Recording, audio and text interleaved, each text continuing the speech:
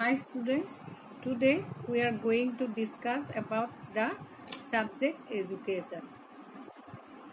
We welcome to our Department of Education to all of you. I mostly welcome to all of you. I will discuss with you the subject education. মই তোমালোকৰ লগত কি আলোচনা কৰিম? শিক্ষা বিষয়টো আলোচনা কৰিম। শিক্ষা বিষয়টো আলোচনা কৰিম যেটো তোমালোকৰ কাৰণে সম্পূৰ্ণ এটা নতুন বিষয়। It is totally a new subject for you. আগতে তোমালোকে এই বিষয়টো পঢ়া নাই, হয়নে? আগতে তোমালোকে এই বিষয়টো পঢ়া নাই, তোমালোকৰ কাৰণে এটা সম্পূৰ্ণ নতুন বিষয় হ'ল শিক্ষা। অতি ইন্টাৰেষ্টিং সাবজেক্ট, তোমালোকে ভালকে পঢ়ি যাবা, তোমালোকে পঢ়ি পেলাই ভাল পাবা। It is a very interesting subject because it is related to our real life. Most of the topic of the subject education is related to our real life, educational life. কাৰণ ইয়াৰ বিভিন্ন বিলাক টপিক আছে, এইবোৰ আমাৰ বাস্তৱ জীৱনৰ লগত জড়িত। গতিকে মই তোমালোকৰ লগত আলোচনা কৰিম শিক্ষা। শিক্ষানো কি? শিক্ষা বিষয়টো মূলতে তোমালোকে ইয়াতে তিনিটা ভাগত পঢ়িব লাগিব। You have to read the subject education into 3 parts. তিনিটা ভাগত পঢ়িব লাগিব। প্ৰথমটো হ'ল শিক্ষাৰ নীতি, প্ৰিন্সিপলছ অফ এডুকেশ্যন। দ্বিতীয়তে হ'ল সাইকোলজি অফ এডুকেশ্যন, শিক্ষা মনোবিজ্ঞান। আৰু তৃতীয়তে হ'ল শিক্ষা বুৰঞ্জী, হিষ্ট্ৰী অফ এডুকেশ্যন। তিনিটা ভাগ কি কি? প্ৰথমতে হ'ল শিক্ষাৰ নীতিসমূহ, দ্বিতীয়তে শিক্ষা মনোবিজ্ঞান, আৰু তৃতীয়তে শিক্ষাৰ বুৰঞ্জী। So you have to read the 3 parts of the subject education. The first is the principle of education, second is the educational psychology, and the third is the history of education. So all the parts are very interesting and very important for our day-to-day life also. গোটেইকেইটা চেপ্টাৰে অতি ভাল লগা, অতি মনোগ্ৰাহী আৰু তোমালোকৰ বাস্তৱ জীৱনৰ লগত অতি ওতঃপ্ৰোতভাৱে জড়িত। So first we will discuss about the principle of education. প্ৰথমতে মই শিক্ষাৰ নীতিসমূহৰ বিষয়ে আলোচনা কৰিম। First we will discuss about the concept and meaning of the term education. প্ৰথমতে মই তোমালোকৰ লগত শিক্ষা শব্দটোৰ অৰ্থ আৰু ধাৰণাৰ বিষয়ে আলোচনা কৰিম। শিক্ষা মানে কিনো?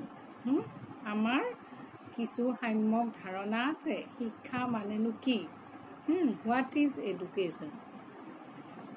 আমি সাধাৰণতে কি ভাবো যে স্কুল কলেজৰ পৰা বা কোনো অনুষ্ঠানৰ পৰা যি জ্ঞান আহৰণ কৰোঁ সেয়াই শিক্ষা, হয়নে? কিন্তু শিক্ষা বুলি ক'লে অকল স্কুল কলেজৰ পৰা আহৰণ কৰা জ্ঞানেই নুবুজায়, ই আমি লাভ কৰা স্কুল কলেজৰ বাহিৰে ভিতৰে ঘৰত বাহিৰত লাভ কৰা সমস্ত জ্ঞান অভিজ্ঞতাকে সামৰি লয়।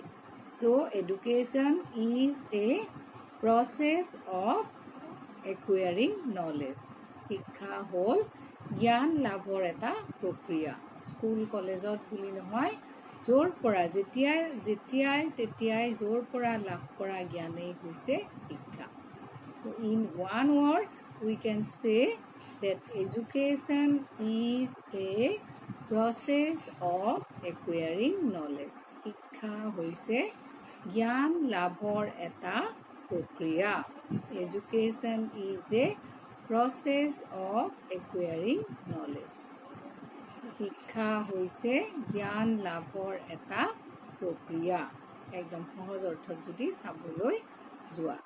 এই জ্ঞান লাভ য'ৰ ত'ৰ পৰা হ'ব পাৰে আমাৰ স্কুল কলেজৰ পৰা হ'ব পাৰে আমাৰ ঘৰৰ পৰাও হ'ব পাৰে সমাজৰ পৰা হ'ব পাৰে all the experiences all the knowledge that we get in our life is education. Okay, so education, if someone asks you what is education, then you have to say that education is a process of acquiring knowledge whether formally or informally.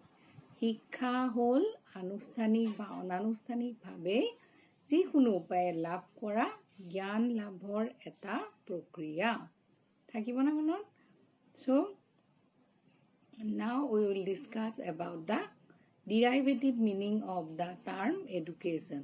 এতিয়া আমি শিক্ষা শব্দটোৰ ব্যুৎপত্তিগত অৰ্থ আলোচনা কৰিম. The word education has been derived from the Latin word educo. Various psychologists, various educationists give various meaning, give various opinion about the term education. বিভিন্ন শিক্ষাবিদসকলে শিক্ষা শব্দটোৰ বিষয়ে বিভিন্ন মতামত আগবঢ়াইছে.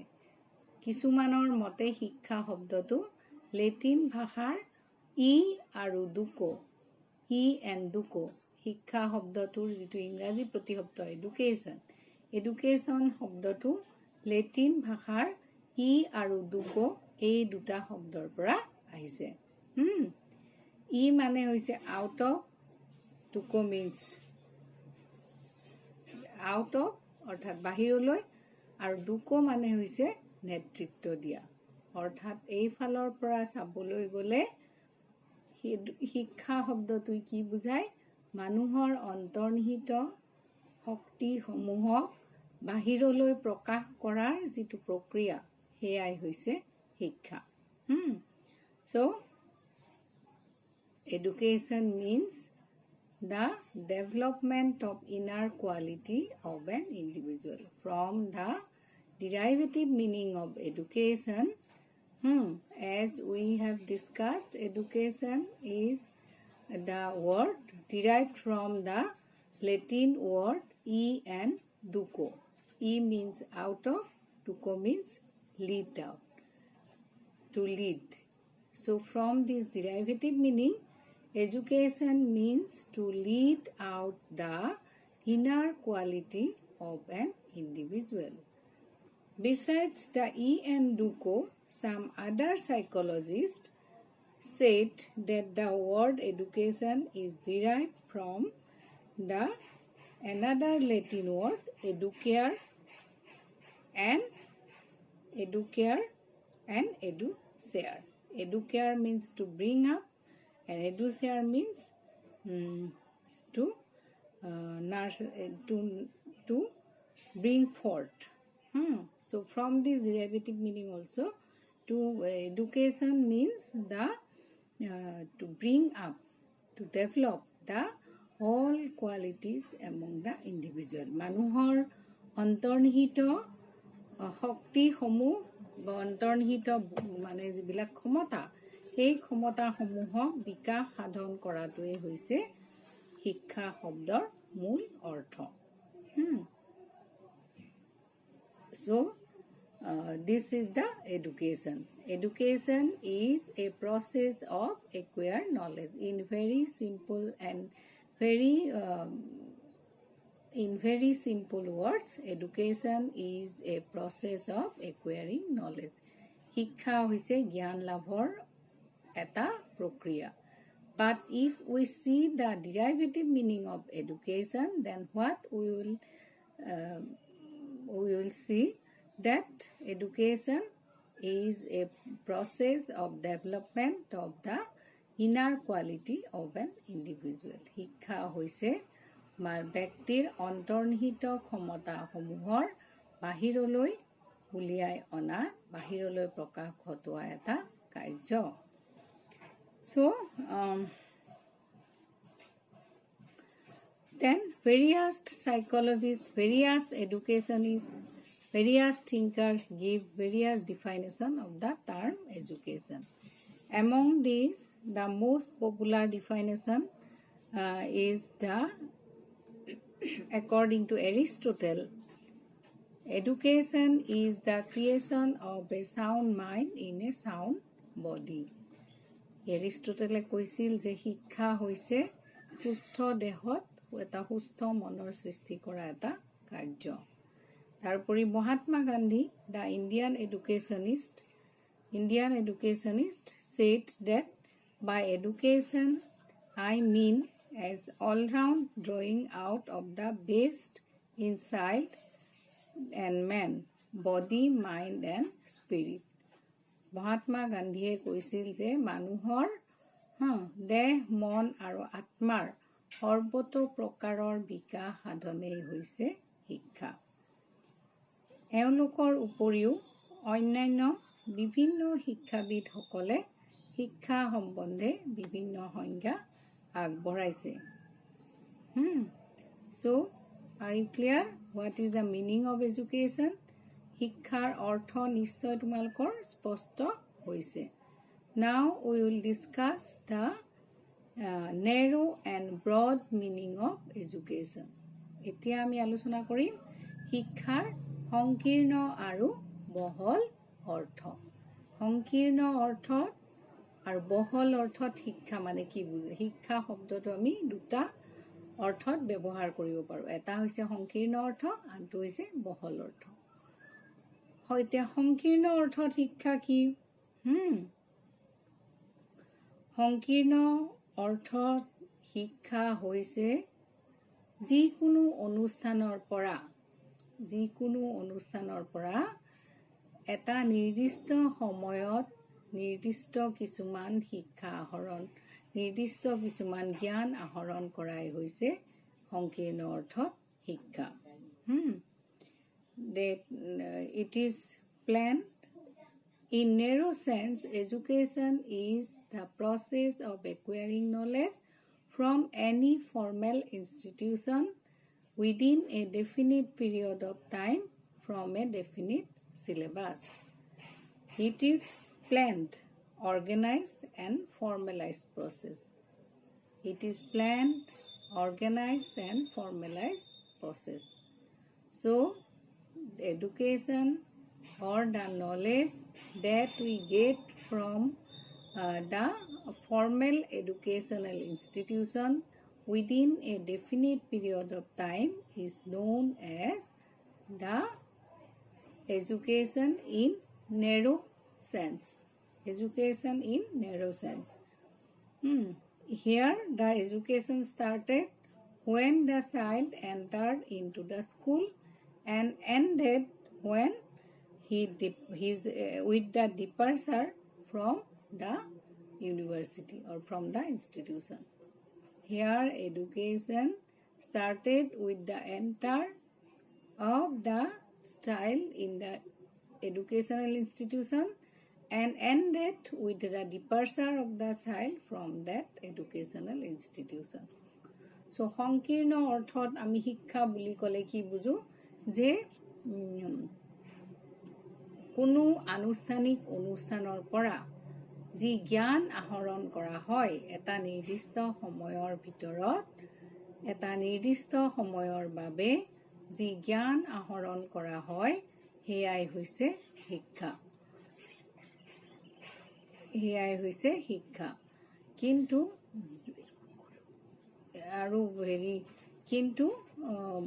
এই শিক্ষাত কি থাকে? এটা নিৰ্দিষ্ট সময়ত আৰম্ভ হয়, এটা নিৰ্দিষ্ট সময়তই শেষ হয়। ই পূৰ্ব পৰিকল্পনা। ইট ইজ ৱেল প্লেন্ড, পূৰ্ব পৰিকল্পিত আৰু ৱেল প্লেন্ড, অৰ্গেনাইজড এণ্ড ফৰ্মেলাইজড। ই পূৰ্ব পৰিকল্পিত, সাংগঠনিক আৰু আনুষ্ঠানিক। সেয়াই হৈছে সংকীৰ্ণ অৰ্থত শিক্ষা। সংকীৰ্ণ অৰ্থত শিক্ষা বুলি ক'লে আমি কি বুজো? কোনো আনুষ্ঠানিক, কোনো নিৰ্দিষ্ট অনুষ্ঠানৰ পৰা নিৰ্দিষ্ট সময়ৰ বাবে যি শিক্ষা আহৰণ কৰা হয় সেয়াই হৈছে আনুষ্ঠানিক সংকীৰ্ণ অৰ্থত শিক্ষা। ইয়াত কি থাকে ই পূৰ্ব পৰিকল্পিত আৰু এটা নিৰ্দিষ্ট সময়ৰ বাবে ইয়াক কি কৰা হয় আহৰণ কৰা হয় Now we will discuss about the broad meaning of education Before we are going to discuss about the broad meaning of education we can point out some characteristics of the narrow sense of education শিক্ষাৰ সংকীৰ্ণ অৰ্থৰ কিছুমান আমি বৈশিষ্ট্য আমি উলিয়াব পাৰো আঙুলিয়াব পাৰো কি বৈশিষ্ট্য সংকীৰ্ণ অৰ্থৰ শিক্ষাৰ number 1 it is pre plan ই পূৰ্ব পৰিকল্পিত number 2 it is confined within the four walls ই চাৰি বেৰৰ মাজত সীমাবদ্ধ number 3 it is deliberate conscious and systematic ই কি সংগঠনপূৰ্ণ আৰু পৰিকল্পিত number 4 is it is given in a definite period of time ই এটা নিৰ্দিষ্ট সময়ৰ বাবেহে প্ৰদান কৰা হয় so this is the narrow sense of education now we will discuss about the broad sense of education এতিয়া আমি শিক্ষাৰ বহল অৰ্থত শিক্ষানো কি এই বিষয়ে আলোচনা কৰিম বহল অৰ্থত শিক্ষা হ'ল it is includes the every influence of life জীৱনৰ পৰা লাভ কৰা সমস্ত অভিজ্ঞতাই শিক্ষাৰ অন্তৰ্ভুক্ত in broad sense বহল অৰ্থত শিক্ষা হ'ল আমাৰ জীৱনত লাভ কৰা সমস্ত অভিজ্ঞতাই শিক্ষাৰ অন্তৰ্ভুক্ত in broad sense education is the process which includes all the experiences of our life আমাৰ জীৱনৰ সমস্ত অভিজ্ঞতাকে ই সামৰি লয় it started when a child is born and it continues till the death এনে শিক্ষা কি হয় যেতিয়া এটা শিশুৰ জন্ম হয় তেতিয়া এই শিক্ষাৰ আৰম্ভণি হয় আৰু কেতিয়ালৈকে ই চলি থাকে যেতিয়া মানুহজনৰ মৃত্যুলৈকে জন্মৰ পৰা মৃত্যুলৈকে লাভ কৰা সমস্ত অভিজ্ঞতাই বহল অৰ্থত শিক্ষাৰ অন্তৰ্ভুক্ত হৈছেনে ক্লিয়াৰ সাধাৰণ অৰ্থত বা নেৰো সেন্স সংকীৰ্ণ অৰ্থত আমি যিকোনো অনুষ্ঠানৰ পৰা নিৰ্দিষ্ট সময়ৰ বাবে লাভ কৰা শিক্ষাকে কি বুলি কওঁ লাভ কৰা জ্ঞানকে শিক্ষা বুলি কওঁ কিন্তু বহল অৰ্থত শিক্ষা শব্দই আমাৰ জীৱনত লাভ কৰা সমস্ত অভিজ্ঞতাকে সামৰি লয় it includes all the experiences of our life which started when a child is born and it continues till the death of an individual যিটো শিক্ষা জন্মৰ লগে লগে আৰম্ভ হয় আৰু মৃত্যু পৰ্যন্ত ই অবিৰাম গতিত চলি থাকে এটো হৈছে বহল অৰ্থত শিক্ষা so now see education is a bipolar process শিক্ষা হৈছে এক দ্বিপক্ষীয় প্ৰক্ৰিয়া according to some educationists education is a bipolar process শিক্ষা হৈছে এক দ্বিপক্ষীয় প্ৰক্ৰিয়া অৰ্থাৎ in the process of education two poles are involved শিক্ষা শব্দটোৰ লগত গোটেই শিক্ষা প্ৰক্ৰিয়াটোৰ লগত দুটা পক্ষ জড়িত হৈ থাকে কিছুমান শিক্ষাবিদৰ মতে শিক্ষা প্ৰক্ৰিয়াটোৰ লগত দুটা পক্ষ জড়িত হৈ থাকে one is the teacher and the other is the student the educationist John Adams was in favor of these two poles of education bipolar process of education according to John Adams, education is a bipolar process. According to John Adams, education is a bipolar process. John Adamsৰ মতে শিক্ষা হৈছে এটা দ্বিপক্ষীয় প্ৰক্ৰিয়া। শিক্ষাৰ লগত দুটা প্ৰক্ৰিয়া জড়িত হৈ থাকে। কি দুটা প্ৰক্ৰিয়া বা কি দুটা পক্ষ? শিক্ষক আৰু ছাত্ৰ-ছাত্ৰীসকল। শিক্ষকে জ্ঞান প্ৰদান কৰে আৰু ছাত্ৰ-ছাত্ৰীসকলে জ্ঞান আহৰণ কৰে। So according to John Adams, education is a bipolar process. শিক্ষা হৈছে এটা দ্বিপক্ষীয় প্ৰক্ৰিয়া। Here there are two poles are involved in the process of education, that is the teacher and the taught. এই শিক্ষা প্ৰক্ৰিয়াটোত দুটা পক্ষ জড়িত হৈ থাকে আৰু কি দুটা পক্ষ? শিক্ষকসকল আৰু ছাত্ৰসকল। শিক্ষকসকলে জ্ঞান প্ৰদান কৰে আৰু ছাত্ৰসকলে জ্ঞান আহৰণ কৰে। So this is the bipolar process of education. Bipolar process of education was according to John Adams. এয়াই হৈছে শিক্ষাৰ দ্বিপক্ষীয় প্ৰক্ৰিয়া। According to বা জন আদামছৰ মতে শিক্ষা এক দ্বিপক্ষীয় প্ৰক্ৰিয়া। But on the other hand, according to some psychologists like John Dewey, education is a tripolar process. আনহাতে অন্য কিছুমান শিক্ষাবিদ যেনে জন ডিউই তেওঁৰ মতে শিক্ষা হৈছে এক ট্ৰাইপোলাৰ process.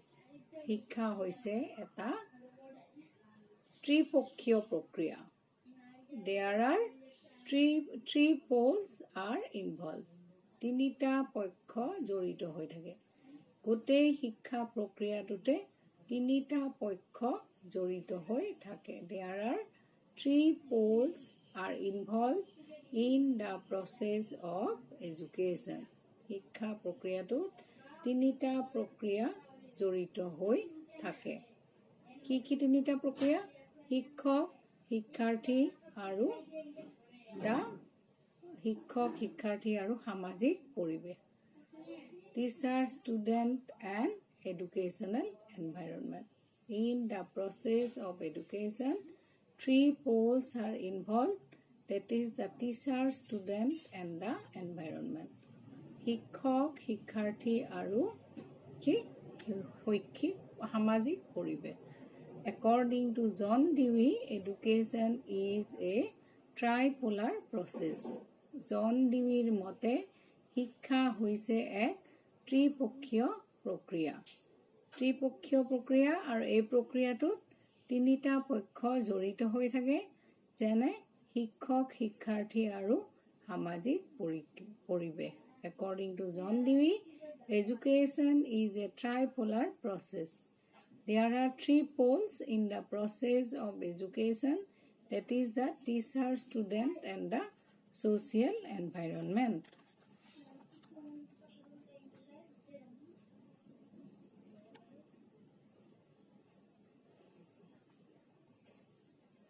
Education. So this education is on the other hand, some psychologists discuss education as a lifelong process. বহুতো শিক্ষাবিদে আকৌ শিক্ষাক জীৱনব্যাপী চলি থকা এটা প্ৰক্ৰিয়া বুলি কয়। কাৰণ why it is a lifelong process? Because it continues throughout the whole life. আমাৰ গোটেই জীৱন জুৰি এই প্ৰক্ৰিয়া চলি থাকে কাৰণে শিক্ষাক কি বুলি কোৱা হয়? জীৱনব্যাপী চলা এক প্ৰক্ৰিয়া বুলিও কোৱা হয়। Education is a lifelong process. Education is a lifelong process. Why education is a lifelong process? Because it continues.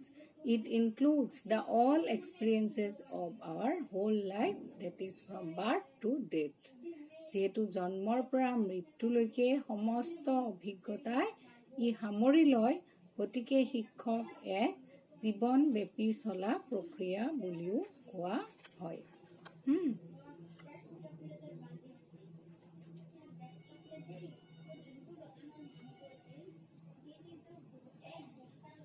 Then, according to some psychologists, education is the modification of behavior. Education is also discussed as the modification of behavior.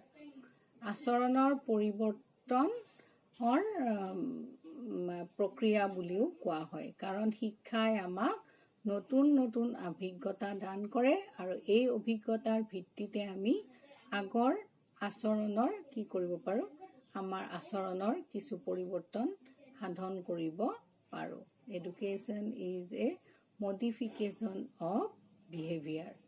শিক্ষা হৈছে আচৰণৰ পৰিৱৰ্তন কৰা এটা প্ৰক্ৰিয়া, কাৰণ কি কৰে, we are able to change our behaviour on the basis of the knowledge that we একুৱাৰ।